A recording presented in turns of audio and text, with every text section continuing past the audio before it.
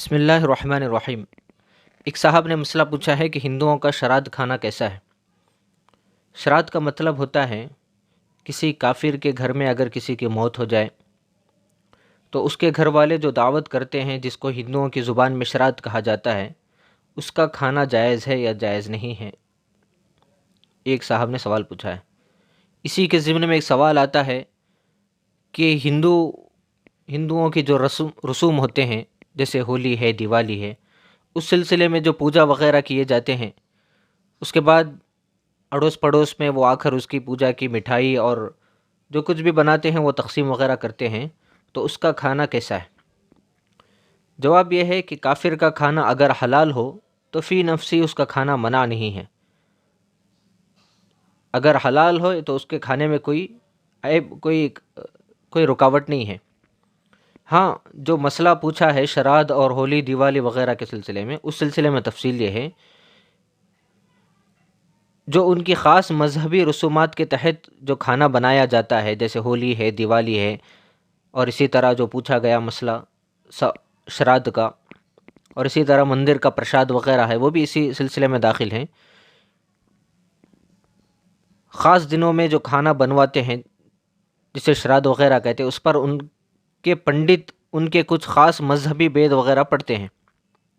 اس میں چونکہ پوجا وغیرہ ہوتی ہے تو ان کے پنڈت اور جو ان کے پجاری وغیرہ ہوتے ہیں، تو پوجا میں آ کر وہ اپنے مذہبی کلمات کچھ کہتے ہیں، پوجا کرتے ہیں، اور پھر وہ اس کو ایصال ثواب کے لیے اس کو تقسیم کر دیتے ہیں۔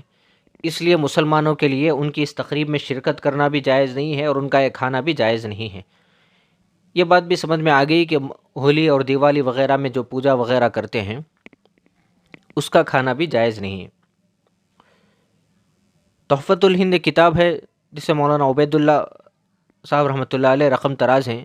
ہندوؤں کے ہاں میت کو کھانے کا ثواب پہنچانے کا نام شراد ہے، اور جب شراد کا کھانا تیار ہو جائے تو پہلے اس پر پنڈت کو بلا کر کچھ بید وغیرہ پڑھواتے ہیں، اور مردوں کے لیے ثواب پہنچانے کے لیے ان کے ہاں خاص دن مقرر ہیں، خصوصاً جس دن وہ فوت ہو ہر سال اسی دن ختم دلانا یعنی برسی یا موت کے 13ویں دن، بعض کے نزدیک 15ویں دن اور بعض کے نزدیک 23ویں یا 31ویں دن ثواب پہنچانے کے لیے مقرر ہے۔